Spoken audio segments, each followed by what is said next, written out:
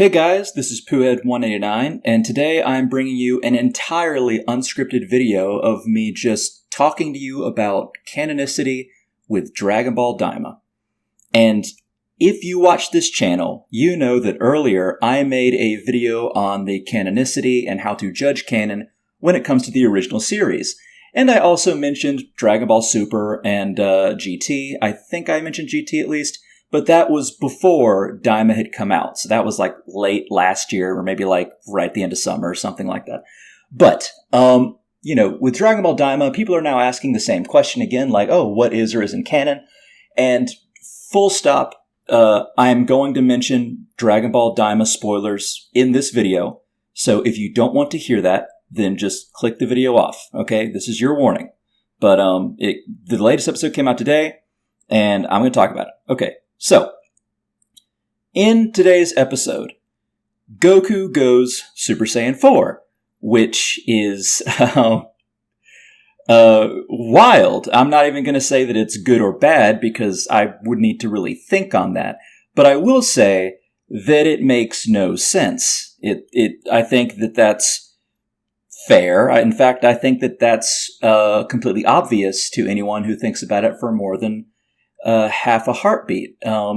It's complete bullshit in terms of logic. However, it occurred.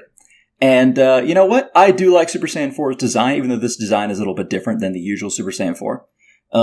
But I will say that people are now asking whether this is canon or not. Or they're not asking. Some people are saying it's not, and some people are saying it's R. And this message is mostly about the discourse the Super Saiyan 4 happening, rather than whether I think it's good or bad. And what I say to discourse is like, is it canon? Dude, I don't fucking know. And you know what? You don't fucking know. You do not know if this is canon. You know why? Because no one knows. There is no way to tell. Because Daima and Super make no sense. They don't make sense in terms of Dragon Ball, which is a huge achievement because Dragon Ball is already not big brain, despite the fact that people rack their brains over it, me being a prime example. But yeah, Dragon Ball Daima is its own form of canon. What I would say, if I had to make a verdict right now, I would say that you should think of it like you think of the 13Z movies. And the way I think of the 13Z movies is they're not canon to the main story, but they're like alternate versions of what could have occurred at some point. Like, I'll give an example. My favorite Dragon Ball Z movie ever is movie 2, World's Strongest. I think it has the best action. I think it has a really unique and cool villain. I think that it has like a great Kaioken move. I think that Piccolo becoming controlled again is an awesome twist. I love the aesthetic of all of it. It's I think it has the best action out of all of them. Like I said, I think it's my favorite. And I generally see that as Raditz having arrived on Earth, Goku and Piccolo having fought him. Everything turns out the way it was after Raditz fought them, as in like Goku and Raditz dies and Piccolo goes to train Gohan. But after that, either Vegeta and Nappa did not know about all of this, or somehow they never made it to Earth. Or they wished for their, Saiyan Paws to explode. And so Vegeta and Nappa never showed up. And that would explain why Goku has Kaioken. That would explain how Piccolo and Krillin and Gohan are stronger, but they are still not as strong as Goku. And Goku is able to, achieve ×3 and I believe ×4 in the movie. And also maybe why Roshi trained to be able to fight with them. And I think that all aligns with it. And I think that Daima is another sort of official, unofficial what if, or alternate history. And I think the same way of Dragon Ball Super as well. Now, obviously, Toriyama's never said that, but that is the best way, I think, to put them in there. But like whether Dragon Ball Super or Daima is actually canon, it would depend on if you think logic matters. And I think it's good to have logic matter. As odd as it sounds. I'm not going to go into why I think Super or Daima is good or bad. But I was thinking of making a video about that at some point. And essentially, I do need to point out that the one reason, how would I put this?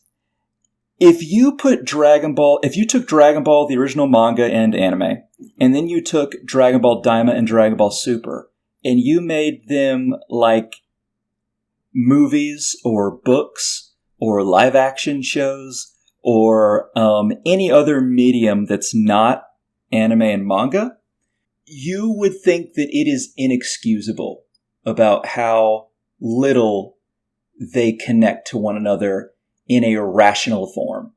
You would immediately call it horseshit. You would.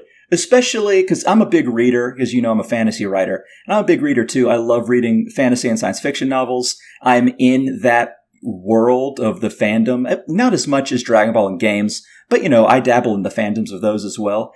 And, some of my favorite authors have said, they do their best to maintain canonicity and to maintain, how would I put it, consistency. Or else it would not make any sense and their fandoms would tear them apart.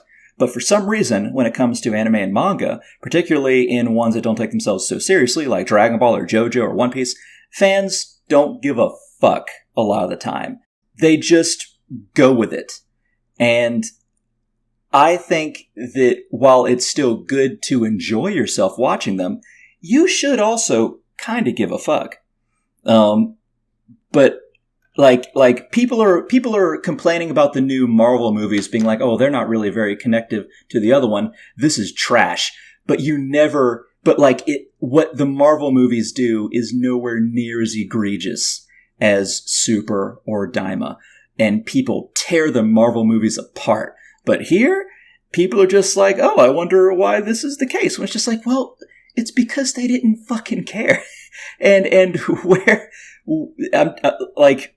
that rant aside, people give this a huge amount of leeway. But I will say that because of that, canon is very hard to determine, both from the fact that there's very little logic and the fact of the way the fandom goes with it, how the fandom approaches it, let's say. And so I'm just going to tell you right now that Dragon Ball Daima is just Daima canon. Dragon Ball Super is Super canon. Now, whether or not that is canon to the original series, I don't know. And no one knows. And even if Toriyama says it's canon, that's not good enough. Some people think that that's good enough. I say that's not good enough. You know me, I love Toriyama, I have massive respect for him. Hell, there's a video on my channel that not everyone's watched, but when Toriyama passed away, I made an announcement on my channel and you could hear me tearing up in the video. It's kind of surreal that there's a video of me almost crying on here. But, I was devastated when he passed away. He's been the biggest influence on my life other than my family and my friends.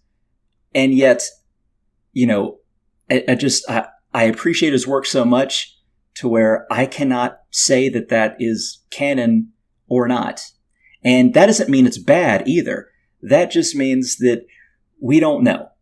And it takes way more logic to make it canon than Toriyama says it is, in my opinion.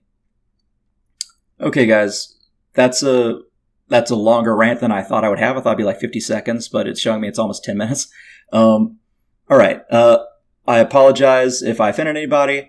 I hope you enjoyed the video, and I am already partly through the next script for my next video for Valentine's week. So just letting you guys know. All right. Thanks, everyone. Have a great day. Bye.